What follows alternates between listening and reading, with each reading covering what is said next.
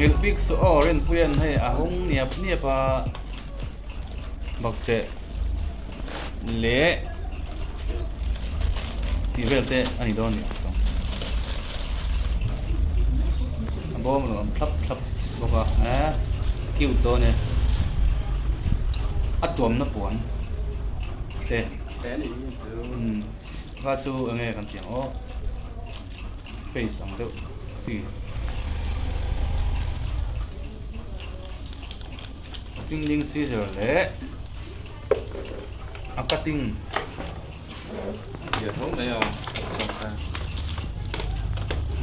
mỗi don ổn black and gold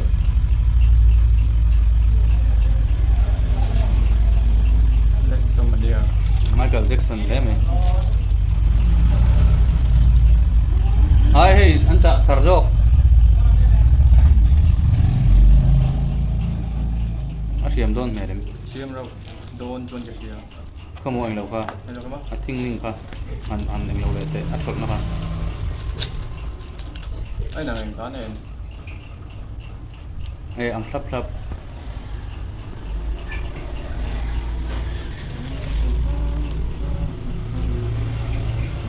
makeup brush mà đi cả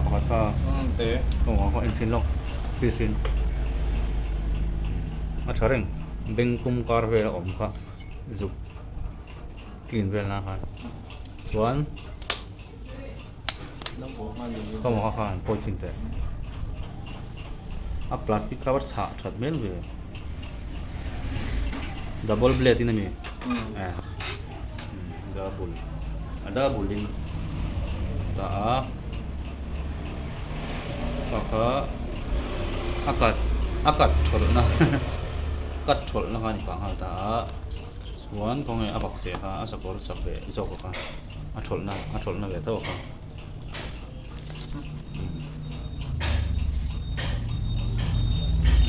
chadon ve golden blade sial don kep không ai anh lâu kha face brush ni om tak kha face brush đó anh lâu kha lang si alang mi lang e ông lâu à om lo mo hi nè atla la kha khan hi ni mo ko ti mo sụt phải nữa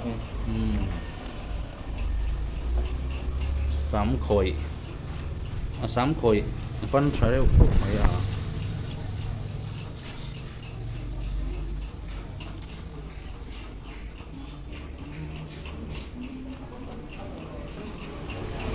bari chenan anuam sin tha pakhat pani pathum pali kama clip pi aba toy ve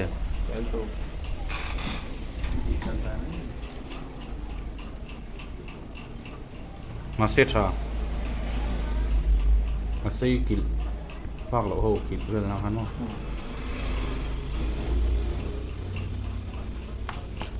chado ni kama ko lo von ve le lok bak che kha kalau buan sin ve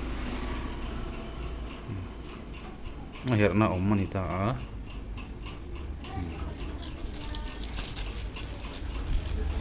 ini ming teh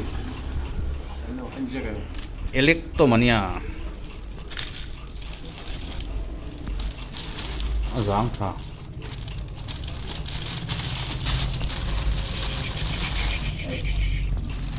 na apuan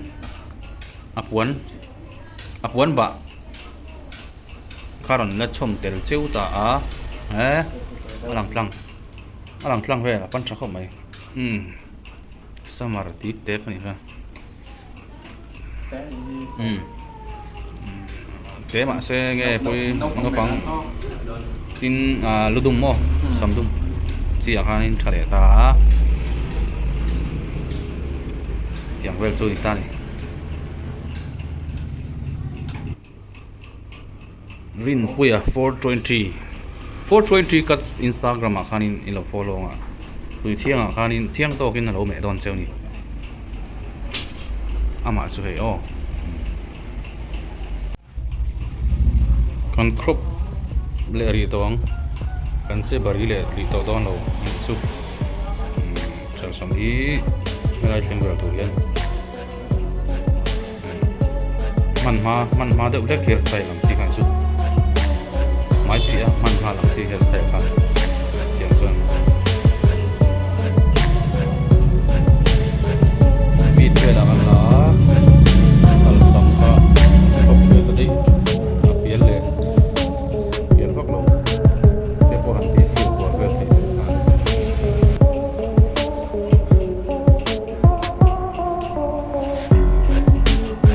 che bari pai ri to lo ni kian mai phi zo ro lin man ma lam chi deu ka hair style ka om ve ta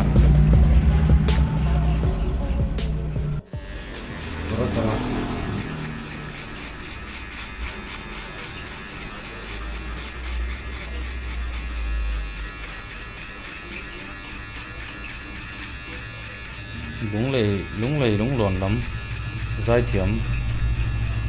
anh ya cắn mẹ mẹ kì chu vàng chu lòng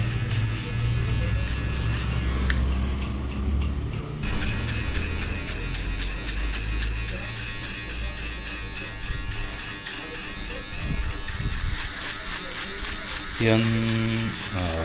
phải chỉ mà có cái phần phụ hành ta sẽ nói hi sẽ vào hành bắc lệ dia nin aron siang về ta skin full skin care lo phụ hành su vai ngan bắc về ka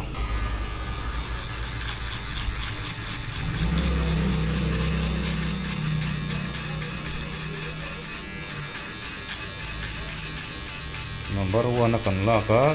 clipper akan pak or pak se more akan pak akan zero akan la po ka sei varin more than den ka ala pak ve thei tian it chu ni ral ve